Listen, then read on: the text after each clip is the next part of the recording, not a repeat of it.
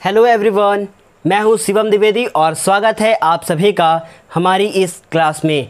आज की इस क्लास में हम बात करने वाले हैं 8.1 एक्सरसाइज के क्वेश्चन नंबर 5 से लेकर जब तक ये एक्सरसाइज समाप्त नहीं हो जाती तब तक के क्वेश्चंस की।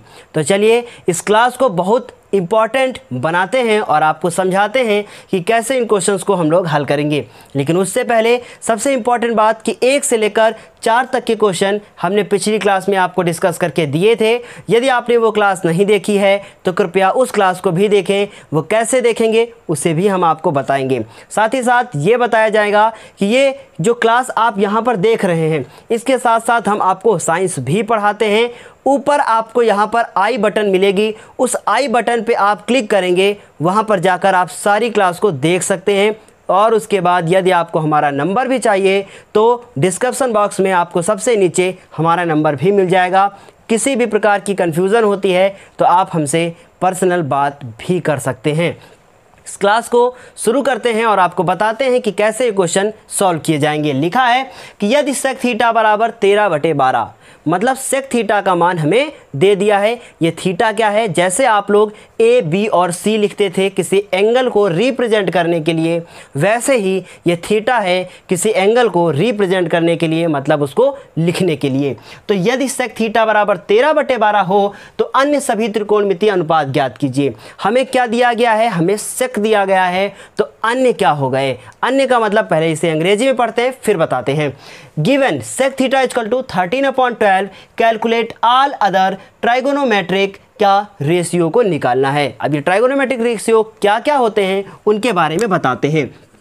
साइन थीटा होता है, कॉस थीटा होता है, उसके बाद टैन होता है, उसके बाद कॉसेक होता है, और कॉसेक के बाद सेक होता है, और सेक के बाद कॉट होता है। जिसमें से सेक हमें दे दिया गया है, बाकी 5 हमें निकालने हैं, ये ध्यान में रखिएगा। लेकिन उससे पहले आप देखेंगे कि यहाँ पर किसका उपयोग होगा, कैसे क्या सॉल्व किया जाएगा। चच्चा का फॉर्मूला मैंने पिछली क्लास में बताया था। चच्चा का मतलब पाइथागोरस थ्योरम। पाइथागोरस थ्योरम का उपयोग यहाँ पर किया जाएगा, उसके माध्यम से इस क्वेश्चन को हल किया जाएगा। बहुत इंपॉर्टेंट है। चलिए शुरू करते हैं। तो देखिए हम सबसे पहले लिखेंगे कि हमें क्या क्या दिया है। हमें क्या क्या दिया है लिख लेते हैं। हमें दिया है सेक थीटा इक्वल टू कितना? 13/12। ये हमें दिया हुआ है, बिल्कुल दिया हुआ है। आपको एक फॉर्मूला पढ़ाया गया था लाल बटे कक्का, और पिछली क्लास में बहुत सारे बच्चों की प्रॉब्लम थी कि ये लाल क्या है और ये कक्का क्या है। एल का मतलब परपेंडिकुलर जिसे हिंदी में लंब कहते हैं। के का मतलब कर्ण होता है जिसे हम लोग हाइपोटेनियस कहते हैं।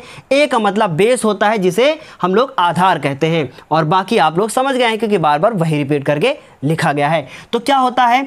L/K मतलब लंब बटे कर्ण साइन की वैल्यू, ए बटे के आधार की कॉस की वैल्यू, एल बटे ए टैन की वैल्यू। सेक क्या होता है? सेक होता है हमारा के बटे ए, मतलब नीचे से शुरू करेंगे के बटे ए। ये पे सब आपको पिछली क्लास में बताया जा चुका है कि कर्ण बटे क्या होगा? आधार होगा। इसका मतलब ये कर्ण है और ये क्या है? आधार है। ऐसा हमने ब्रैकेट में बगल में लिख लिया।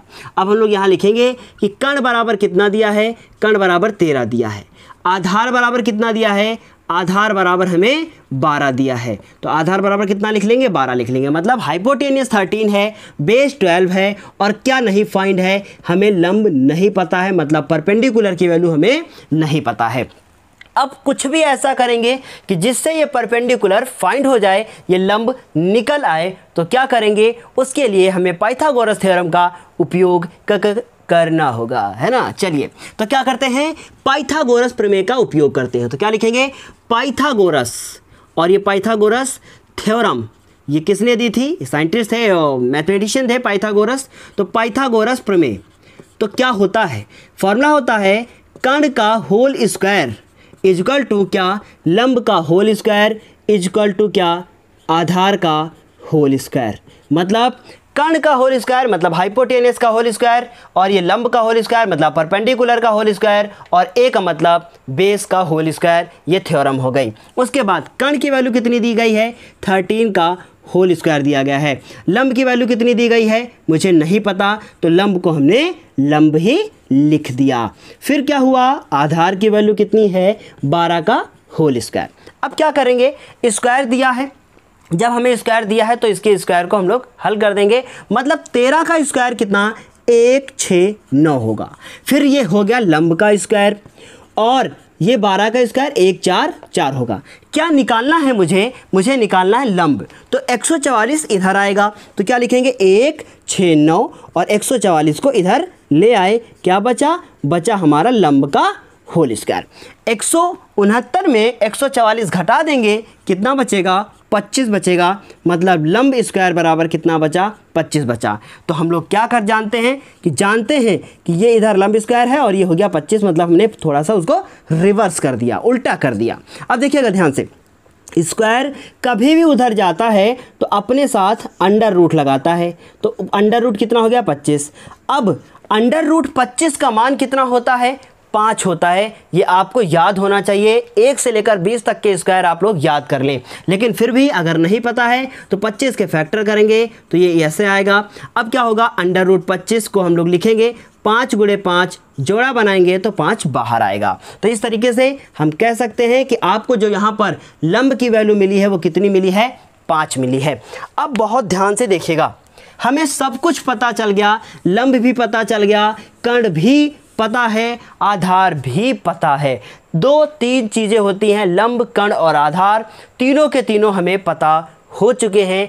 अब क्या करेंगे, सारे के सारे त्रिकोणमितीय अनुपात, सारे के सारे ट्राइगोनोमेट्रिक क्या निकाल देंगे हम लोग, रेशियो को फाइंड कर देंगे। कैसे लिखेंगे बहुत ध्यान से देखने की कोशिश कीजिएगा।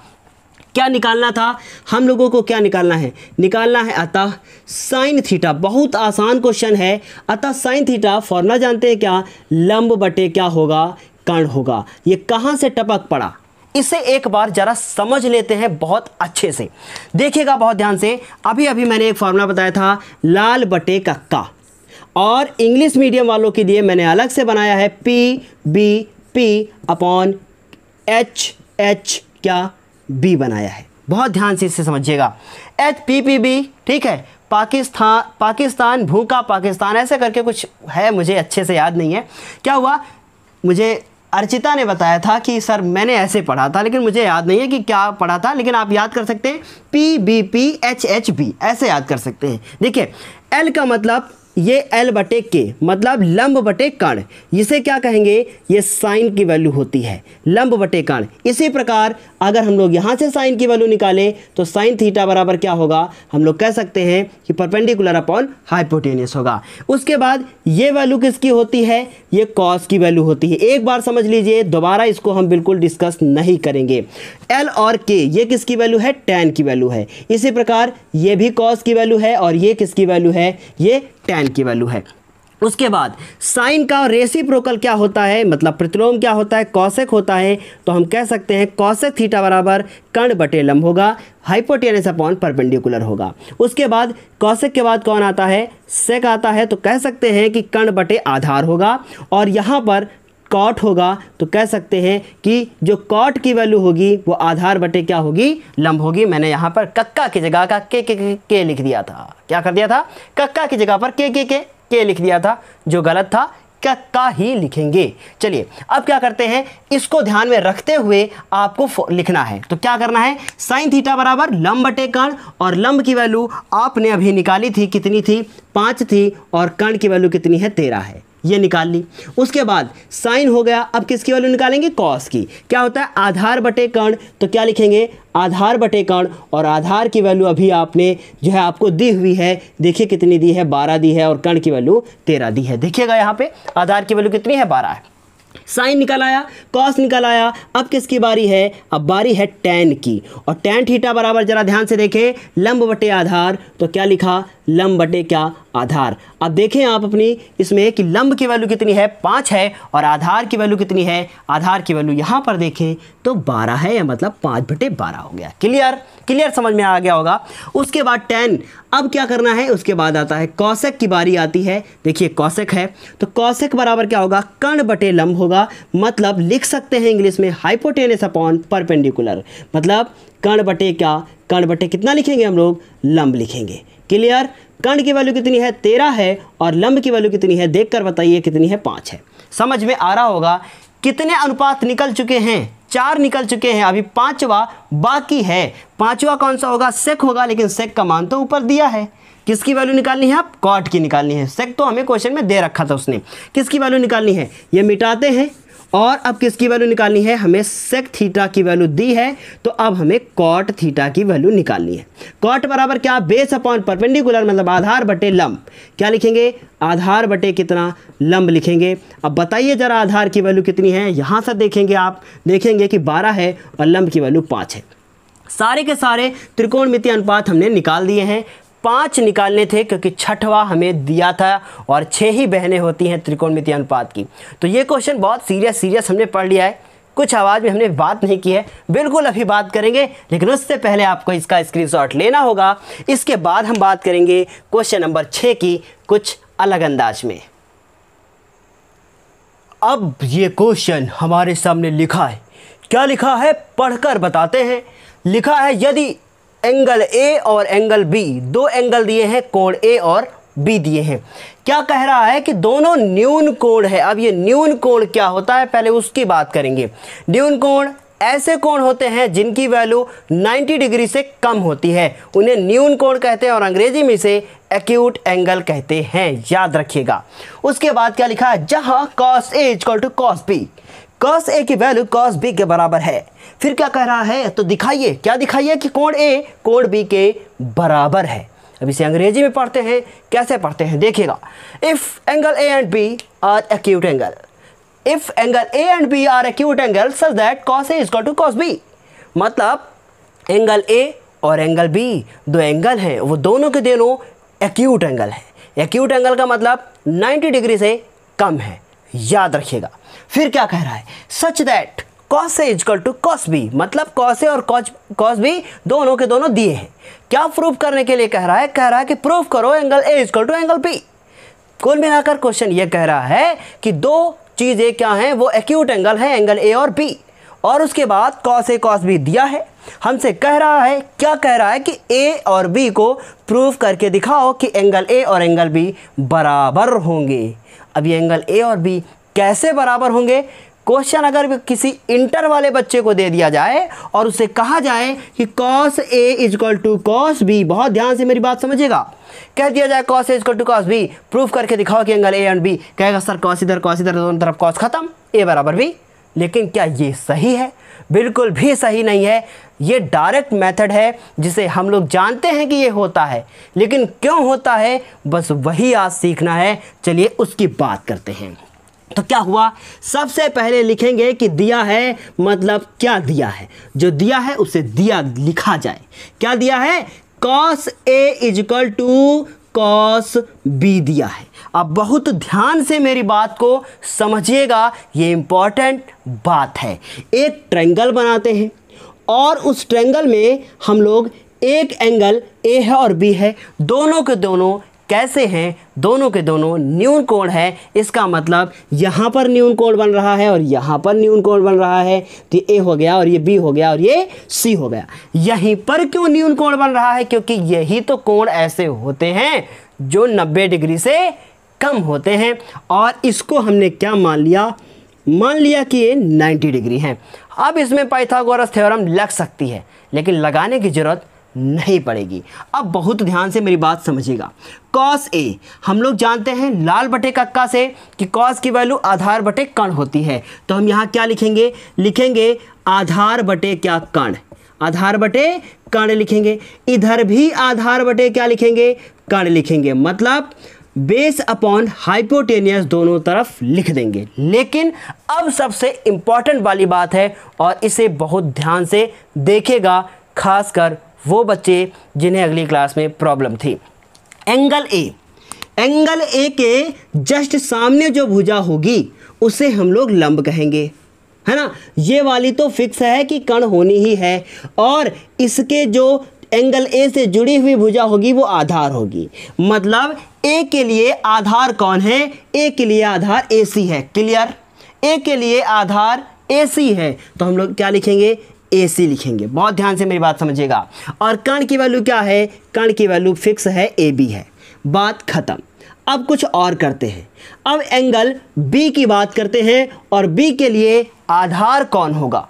बी है, बी के जस्ट सामने ए सी है और सामने वाली लंब कहलाती है, जो जुड़ी वाली होती है वो आधार कहलाती है। मतलब बी के लिए कौन होगा, बी सी जो है वो आधार होगा और कर्ण क्या है, बराबर है। अब इसको ऐसे समझो, अगर हमने कहा कोई संख्या 5 लिख दी और कोई हमने 4 लिख दी, हमने कहा दोनों बराबर, आपने कहा नहीं बराबर, हमने कहा दोनों को 3 से भाग दे दो, आपने कहा ठीक है भाग दे दिया जाए। तो क्या हुआ, दोनों को 3 से भाग दे रहे हैं। अब हम कहें नहीं, इसके बटे में भी 3 है, इसके बटे में भी 3 है, तो क्या दोनों के बटे से 3 हटाया जा सकता है? आप कहेंगे बिल्कुल है, आप हटा दीजिए। जैसे कि ऐसे समझिए कि कोई चीज़ जो है 15 लिखी है, कोई चीज़ 20 लिखी है, इसको हम 4 से भाग दे रहे हैं और इसको भी 4 से भाग दे रहे हैं, तो क्या होगा, अगर 4 से भाग ना दें तब भी तो 15 और 20 बराबर नहीं हो सकते, बिल्कुल नहीं हो सकते। इसे ऐसे समझिए, फिर से एक बार क्या समझेंगे, 20 लिखा है और ये 20 लिखा है, अगर इसको 4 से भाग दे दिया जाए तो इसका मतलब है कि तब भी 5 आएगा, तब भी 5 आएगा, तब भी तो बराबर ही होगा, है ना। तो इसका मतलब अगर भाग ए बी को जो है ए सी को ए बी से दे रहे हैं, बी सी को ए बी से दे रहे हैं, तो अगर दोनों तरफ से ए बी हटा दिया जाए तो क्या हम ए सी बराबर बी सी लिख सकते हैं? बिल्कुल लिख सकते हैं। बस यहीं से क्वेश्चन खत्म होगा, क्योंकि अब एक लाइन की थ्योरी लिखनी है। आप जब 9th क्लास में थे, 8th क्लास में थे, तो आपने पढ़ा था कि अगर किसी त्रिभुज में 2 भुजाएं बराबर हो जाएं तो बराबर भुजाओं के सामने के जो कोण होते हैं वो सदैव बराबर होते हैं। ऐसा आपने एक प्रमेय पढ़ी होगी, नहीं पढ़ी है तो हम लिख देते हैं। क्या लिख देते हैं कि चूंकि बराबर भुजाओं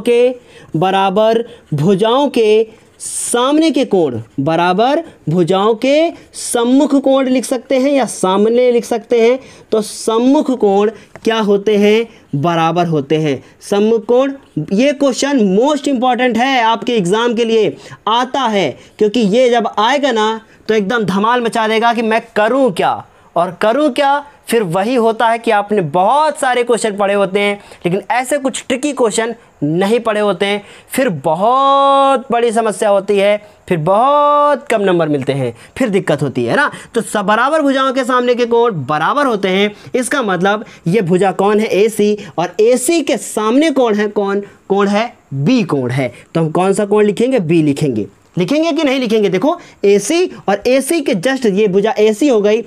हमने कहा, बहुत ध्यान से मेरी बात समझिएगा, ये 2 पेन ले लिए, ठीक है। अब इनको हमने ऐसे उठाया और कहा ये 90 है, तो इसके सामने ये कौन होगा, कर्ण।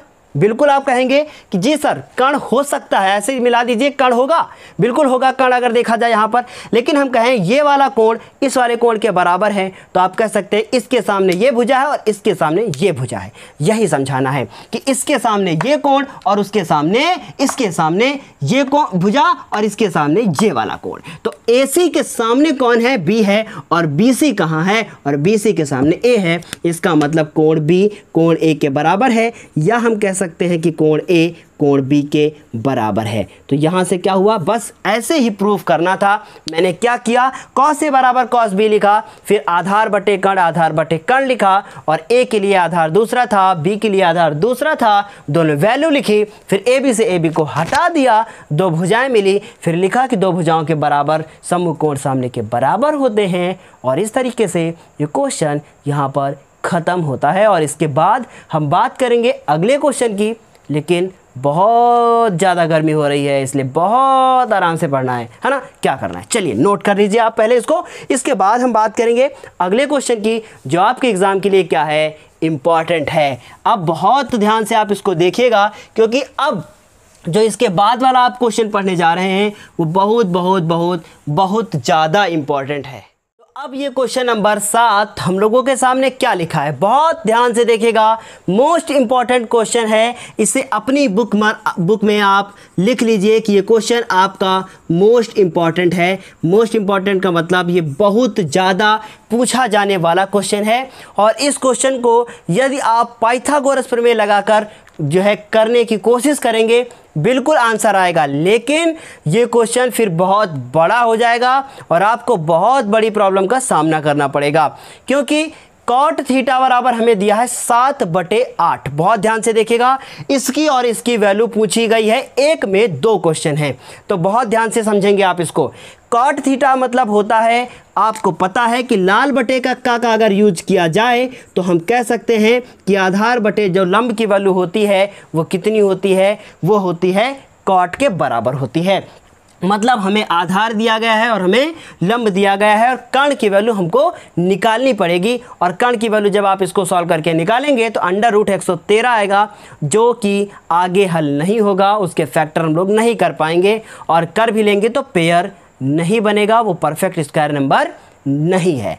अब उसके बाद क्या इस क्वेश्चन को बिना पाइथागोरस प्रमेय लगाकर किया जा सकता है, इस पर सवाल उठता है। बिल्कुल किया जा सकता है, जैसे हम आपको बताने जा रहे हैं वैसे ही आप इसको कीजिएगा, क्योंकि अगर आप वैसे करेंगे तो आप आसानी से कर भी लेंगे और आपका कोई नंबर नहीं कटेगा। तो चलिए अब हम शुरू करते हैं और आपको बताते हैं कि ये क्वेश्चन कैसे किया जाए। सबसे पहले लिखेंगे कि हमें क्या दिया है।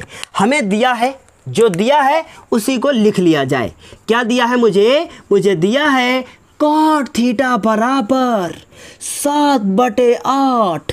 हल करो, पहला क्वेश्चन उतारो, 1 प्लस साइन थीटा, फिर उसके बाद 1 माइनस साइन थीटा, नीचे क्या 1 प्लस कॉस थीटा, फिर क्या 1 माइनस कॉस थीटा।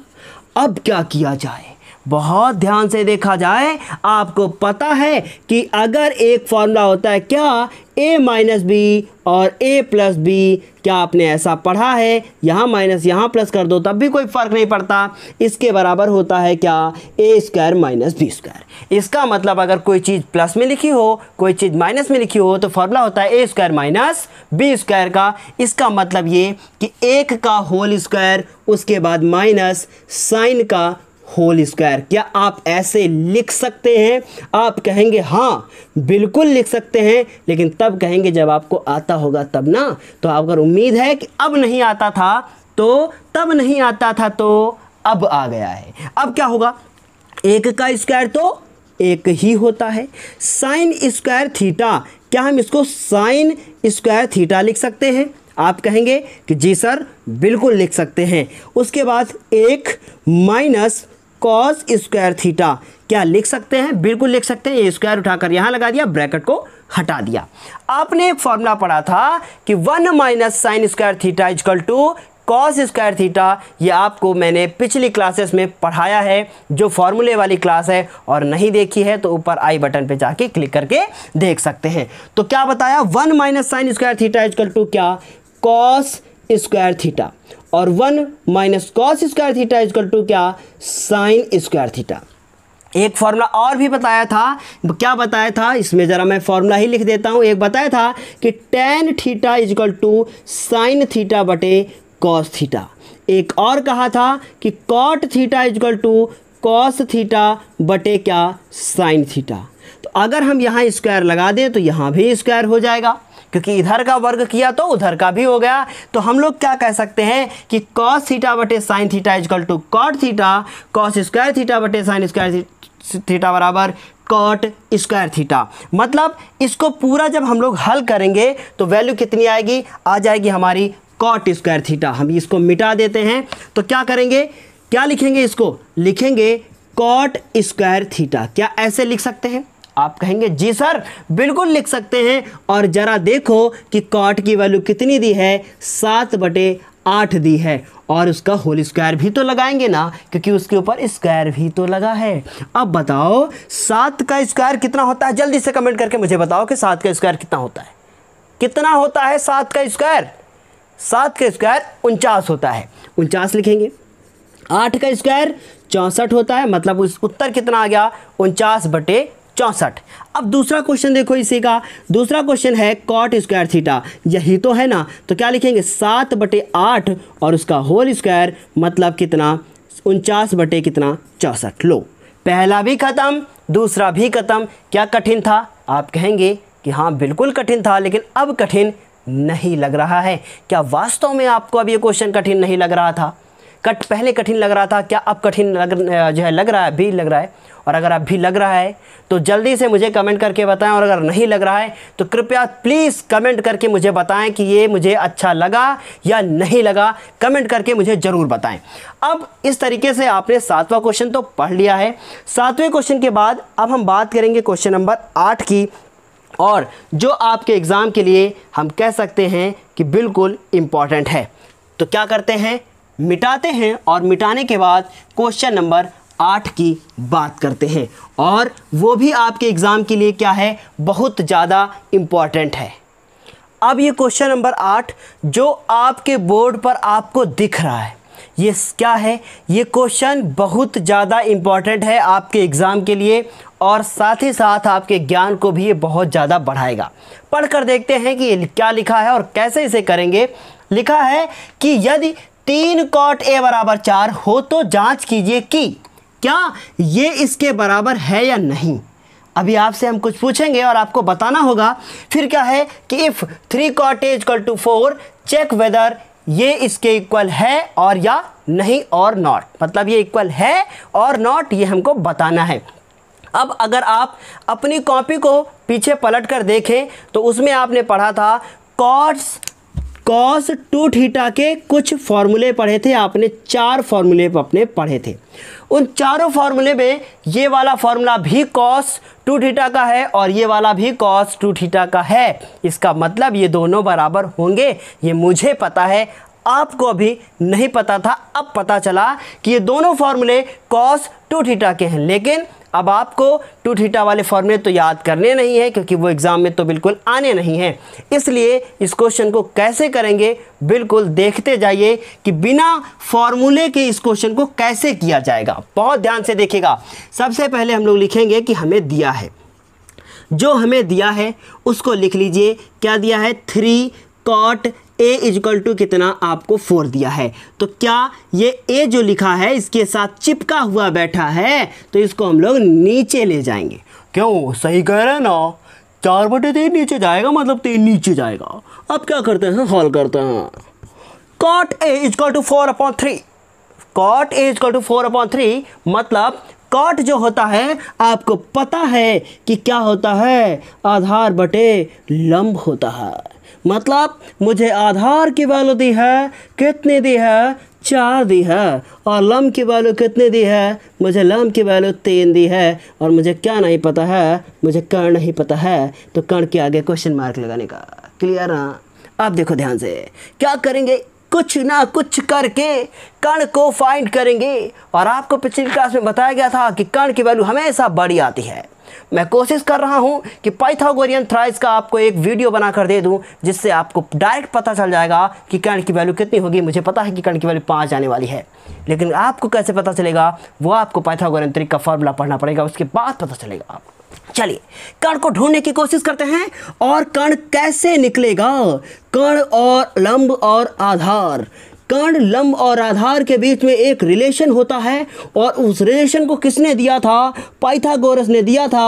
और ये इतने ज़्यादा चालाक थे कि इन्होंने अपने नाम को ही बना दिया पाइथागोरस थ्योरम।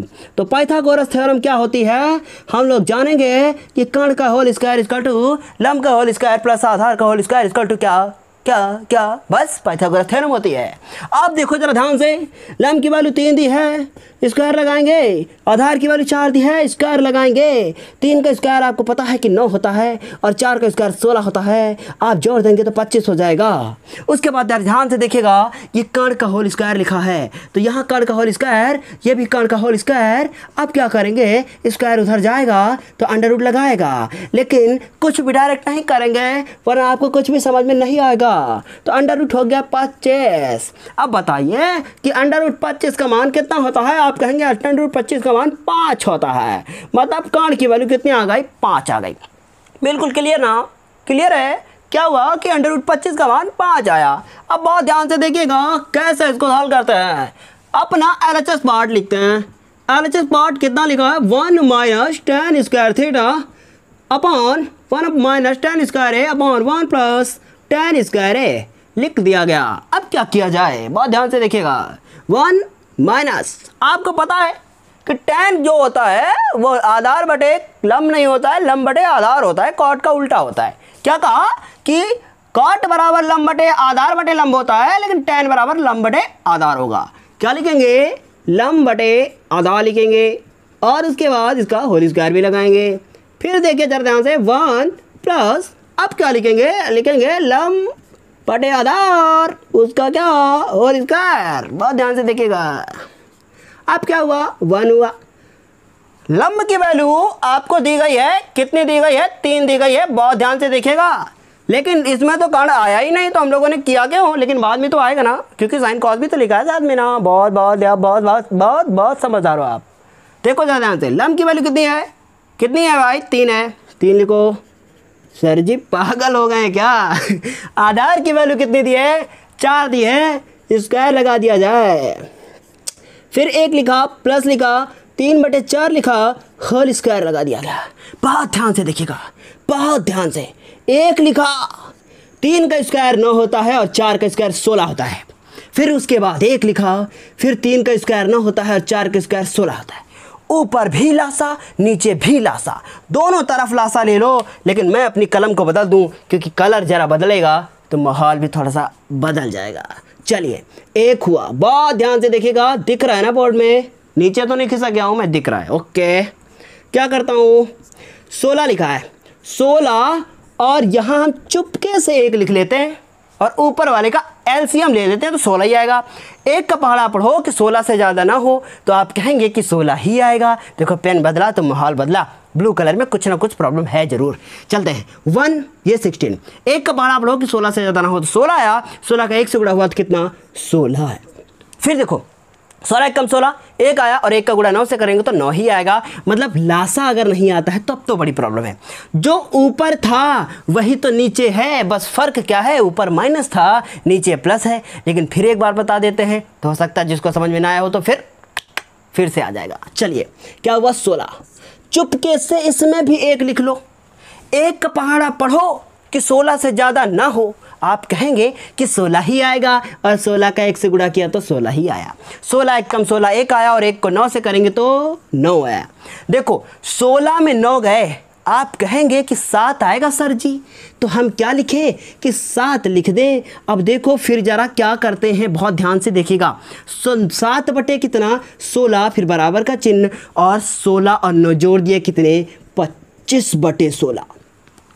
अब बहुत ध्यान से फिर देखना, 16 से 16 खत्म, कट जाएगा।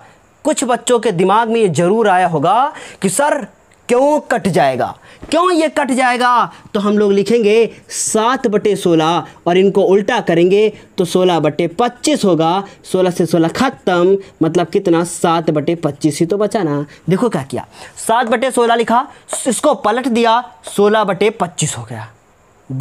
ब्लैक पेन आया, माहौल बदला। ब्लू पेन था, माहौल बदल गया। कुछ ना कुछ तो पक्का ही गड़बड़ है भाई।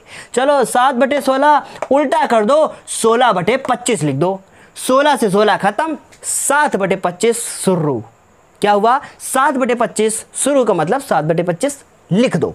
7/25 हो गया। अब बहुत ध्यान से समझो, बहुत ध्यान से समझने की कोशिश कीजिएगा। हो गया, खत्म हो गया। अब क्या करना है? RHS करना है, RHS करना है। RHS पार्ट क्या होता है? ये लेफ्ट हैंड साइड है, वो राइट हैंड साइड होगी और राइट हैंड साइड में लिखा है कॉस स्क्वायर ए माइनस साइन स्क्वायर ए। क्लियर ना? अब आपको पता है मैं पेन बदल दूं वरना आवाज़ बदलती रहेगी और आपको मज़ा नहीं आता है। कॉस बराबर क्या होता है? लाल बटे का लिखते हैं और सोच कर बताते हैं क्या होगा। लंब बटे कर्ण साइन होता है, आधार बटे कर्ण कॉस होता है। तो क्या लिखेंगे? आधार बटे कर्ण, यही तो लिखेंगे ना। इंपॉर्टेंट है भाई ये क्वेश्चन, याद रखिएगा। और लंब बटे क्या? कर्ण, उसका भी तो क्या? Whole square. अब देख कर बताओ कि आधार की वैल्यू कितनी है? 4। कर्ण की वैल्यू कितनी है? 5। देखो कर्ण बड़ा आया यहाँ भी, याद रखिएगा। 4 आया, 5 आया, स्क्वायर लगाया, फिर 3 है लंब, कर्ण है 5, फिर स्क्वायर लगाया। दिख रहा है ना? अब कहाँ करें हम? यहाँ करें हम, यहाँ करते हैं। 4 का स्क्वायर 16 हुआ, फिर बटे में क्या? 25 हुआ, माइनस 3 का स्क्वायर 9 हुआ, बटे में 25 हुआ। क्या करोगे, लासा ले लो, 25 आएगा, 25 से कम 25 1 आया 16 ही होगा। फिर 25 से कम 25 1 आया 9 ही होगा। 16 में 9 गए कितने, 7 बचे। तो 7 बटे 25। अब ज़रा बताओ कि क्या दोनों का आंसर सेम आया है, तो आप कहेंगे सेम सेम सेम ही आया है। तो मतलब क्या कह सकते हैं कि LHS किसके बराबर आया, यहीं लिखो, नहीं तो कहेंगे सर जी कभी उधर कभी उधर, बोर्ड में नचाए हैं एकदम। LHS किसके बराबर आ गया, RHS के बराबर आ गया। कह सकते हैं कि हाँ ये बराबर है, लिख लीजिएगा अपने आप, हाँ ये बराबर था। अब समझ में आ गया होगा, और अगर समझ में आ गया है तो जल्दी से कमेंट करके मुझे बताएं कि जी सर ये समझ में आ गया है। अब इस क्वेश्चन के बाद हम अगले क्वेश्चन की बात तो अभी बिल्कुल भी नहीं करेंगे, क्योंकि अब अगर मैंने अगले क्वेश्चन की बात की तो ये क्लास बहुत बड़ी होने वाली है, और अगर ये क्लास बहुत बड़ी हो गई तो फिर आधे लोगों के सर के ऊपर से चला जाएगा, और जब सर के ऊपर से चला जाएगा तो फिर नंबर सबसे नीचे से आएंगे। क्लियर है ना। अब अगली क्लास में क्या होगा, बात करेंगे क्वेश्चन नंबर 9 के बारे में, फिर क्वेश्चन नंबर 10 के बारे में, और क्वेश्चन नंबर 11 के बारे में। बहुत इंपॉर्टेंट क्लास होने वाली है। 3 क्लास पूरी एक्सरसाइज ख़त्म, लेकिन थोड़े थोड़े क्वेश्चन पढ़ेंगे तो ज़्यादा बेहतर समझ में आएगा। चलिए अब इंतज़ार कीजिए अगली क्लास के लिए। तब तक के लिए धन्यवाद। और अगर आपने अभी तक चैनल को सब्सक्राइब नहीं किया है तो कृपया प्लीज़ चैनल को सब्सक्राइब करके बेल आइकन को ऑन कर लीजिएगा। अगर आपको इंग्लिश मीडियम का नोट्स चाहिए तो उसके लिए हमारे नंबर पर आप कांटेक्ट कर सकते हैं। आज की क्लास के लिए इतना ही, फिर हम आपसे मिलेंगे अगली क्लास में। तब तक के लिए धन्यवाद। Best wishes for your best exam.